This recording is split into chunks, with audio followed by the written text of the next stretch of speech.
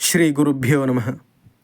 సదాశివసమారంభాం శంకరాచార్యమధ్యమాం అస్మదాచార్యపర్యంతాం వందే గురుపరంపరాం.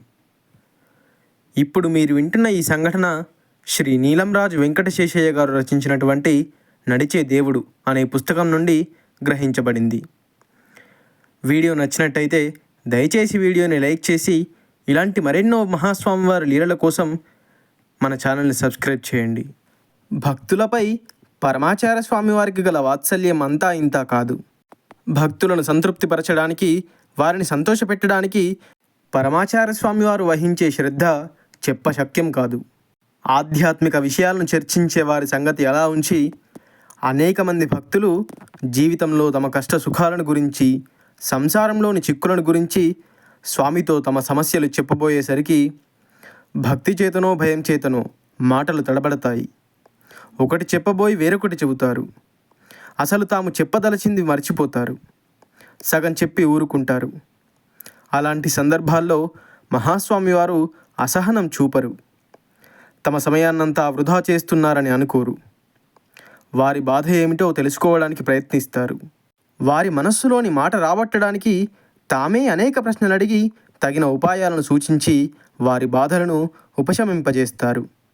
దర్శనానికి వచ్చిన భక్తుల యొక్క పెద్దలను గురించి, వారి బంధువర్గాన్ని గురించి పేరు పేరున అడిగి వాళ్ళ యోగక్షేమాలన్నింటినీ తెలుసుకుంటారు. తమ దూరపు బంధువులను ఒకవేళ భక్తులెవరైనా మరచిపోతారేమో కానీ మహాస్వామి వారికి మాత్రం జ్ఞాపకం ఉంటుంది. ఎన్ని సంవత్సరాలు దాటినా ఒక్కొక్క భక్తుని వంశ చరిత్ర స్వామి జ్ఞాపక శక్తి అనే బీరువా అరలో ఎలా భద్రపరిచి ఉంటుందో ఊహకు కూడా అందని విషయం. మఠం వ్యవహారాలను స్వామి స్వయంగా చూసుకునే రోజులలో భిక్ష చేయడానికి వచ్చిన భక్తులు ఆ రోజు భిక్షకు కావలసిన సామాగ్రిని కూరగాయలతో సహా తట్టలతో పళ్ళాలతో తెచ్చి స్వామివారి ముందు ఉంచేవారు. సాధారణంగా భిక్షకు తెచ్చే సామానంతా ఇంటి యజమాని స్వయంగా వెళ్ళి మార్కెట్లో దొరికే వస్తువుల్లో మేలు రకాలను ఎంచి శ్రేష్టమైన వస్తువులని సేకరించి తెస్తాడు. వాటన్నింటినీ చూసి స్వామి మెచ్చుకోవాలని భిక్ష చేసేవారి కోరిక. వారి హృదయాన్ని కనిపెట్టిన మహాస్వామి ప్రతి వస్తువును స్వయంగా చేత్తో ముట్టుకొని పరీక్షించి చూస్తారు. స్వామి భుజించేవి కాకపోయినా కుంకుమ పువ్వేమిటి, పచ్చకర్పూరం ఏమిటి, జీడిపప్పు ఏమిటి, సీమబాదం పప్పు ఏమిటి.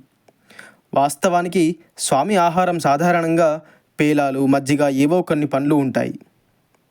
రకరకాల కూరగాయలు అవన్నీ ఏ ఏ ప్రాంతాల్లో ఎక్కువ లభిస్తాయో ఆయా భాషల్లో వాటి పేర్లేమిటో, వాటితో ఎన్ని విధాలైన వంటకాలు చేయవచ్చునో, ఆయుర్వేదం ప్రకారం వాటి గుణగణాలేమిటో మనకు తెలియని వివరాలన్నీ ప్రశ్నోత్తరాల మూలంగా స్వామి భక్తుల నుంచి రాబట్టుతారు.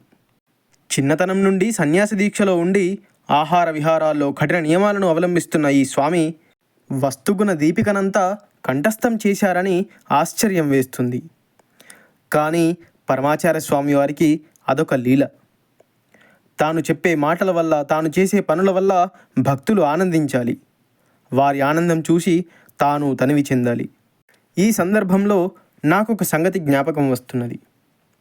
ఇది జరిగి 20 ఏళ్ళు దాటింది. ఆంధ్రదేశ సంచారంలో మహాస్వామి వారు గుంటూరు జిల్లా రేపల్లలో మకాం చేస్తున్నారు.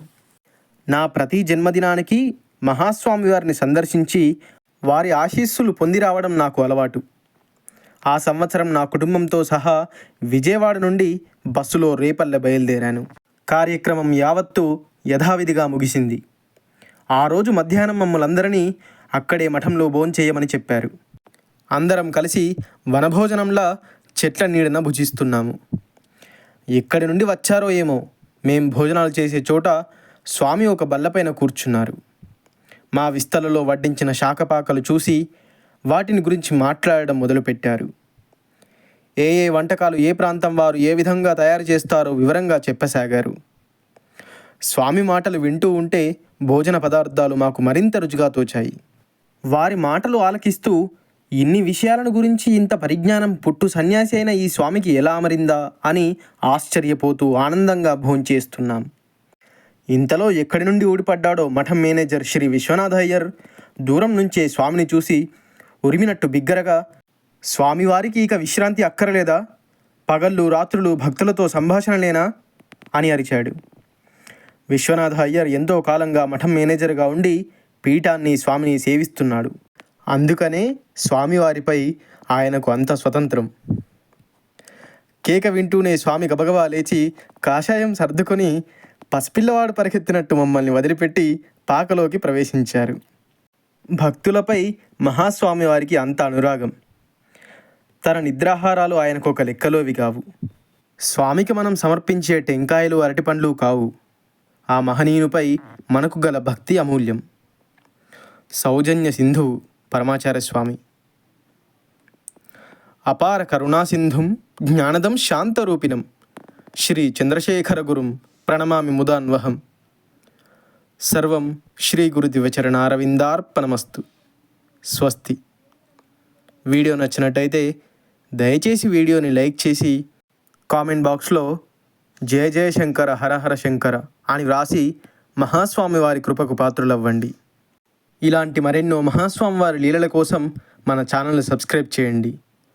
కుదిరితే వేరొకరికి షేర్ చేయండి.